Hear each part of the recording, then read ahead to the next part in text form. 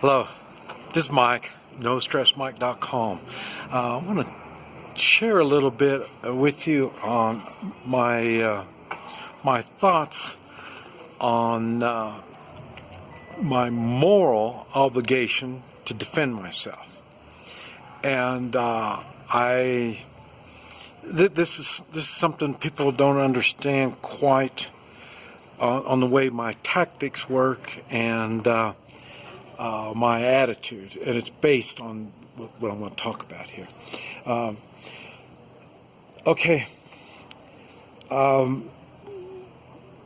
I say I believe in the Constitution, and I believe in unalienable rights that we've been given by God.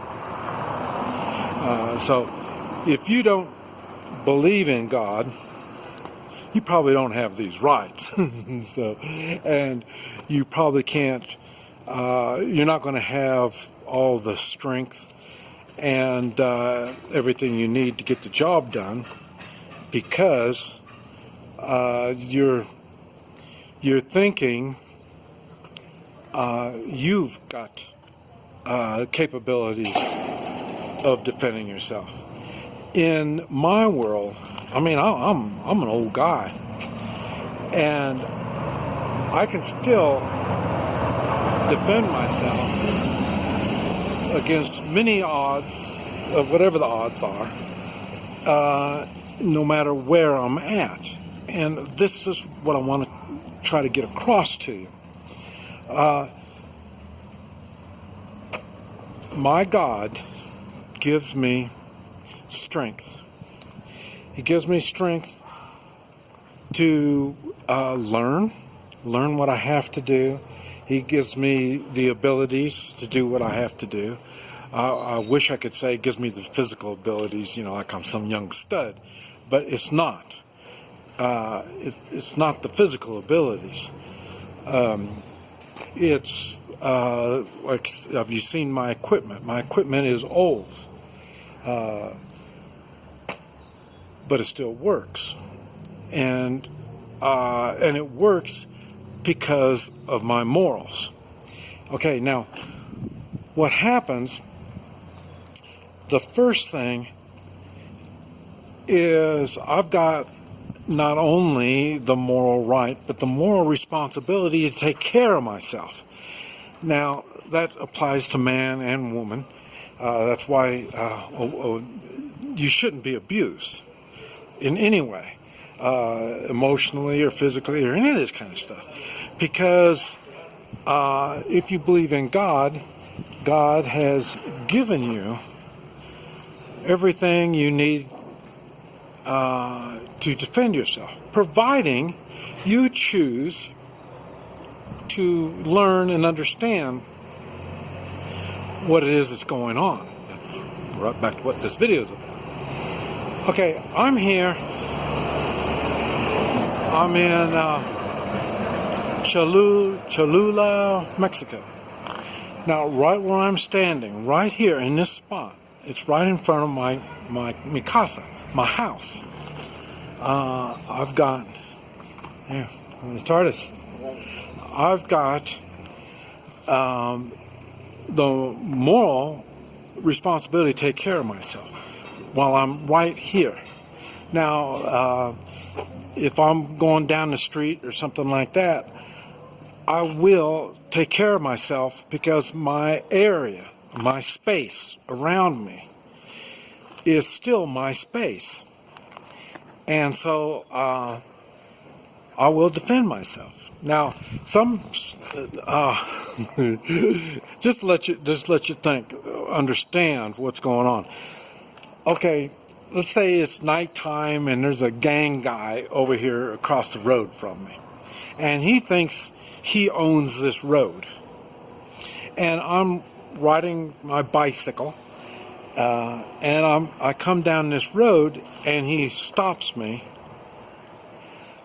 thinking he's going to rob me or hurt me, or I'm going to pay a toll or something like that. I've got my space, And that space I'm going to protect. Now, I don't care if he's by himself. He won't be by himself. That's more like a robber or something like that, pickpocket or something. But let's say there's a gang of them, 6, 8, 10 of them. It still applies. My space. And my space goes with me while I'm going down the road. And so I've had to learn how to handle these situations. And it's not, a lot of times you think self-defense is pulling out weapons and doing all this kind of stuff.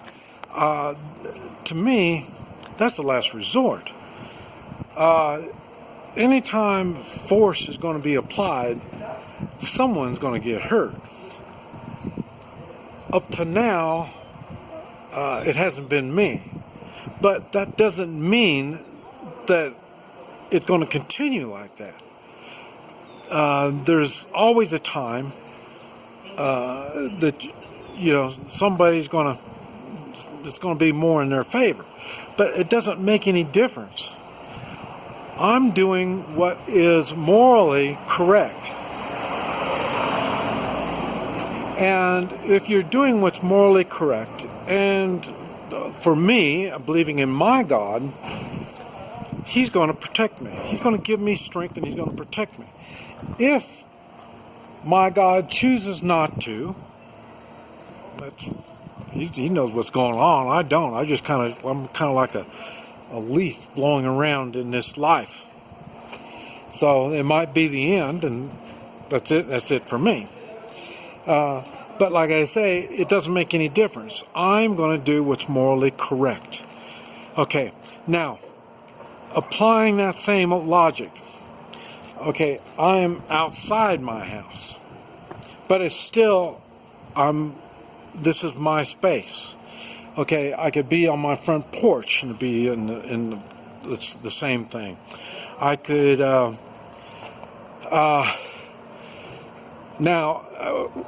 we talk a lot about the three-man militia stuff.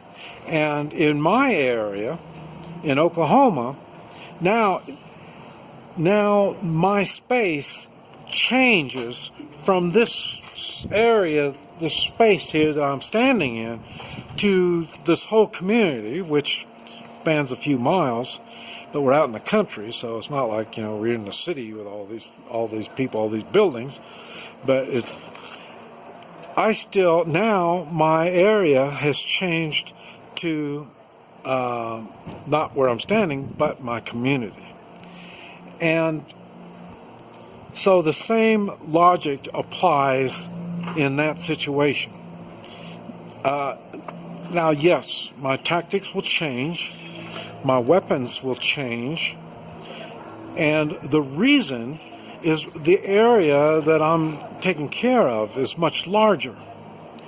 And in a shit-at-the-fan situation, it is a different situation. And I've got to adapt to that situation.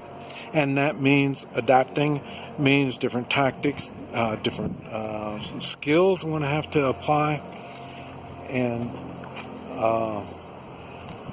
just everything needs to start coming together more. I need to plan better. I need to, I won't be able to do it by myself.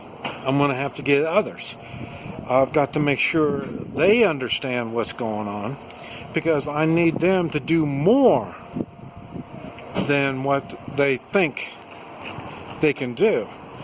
Because in a shit-at-the-fan situation, you're going to be doing stuff that is not a normal type of behavior for you.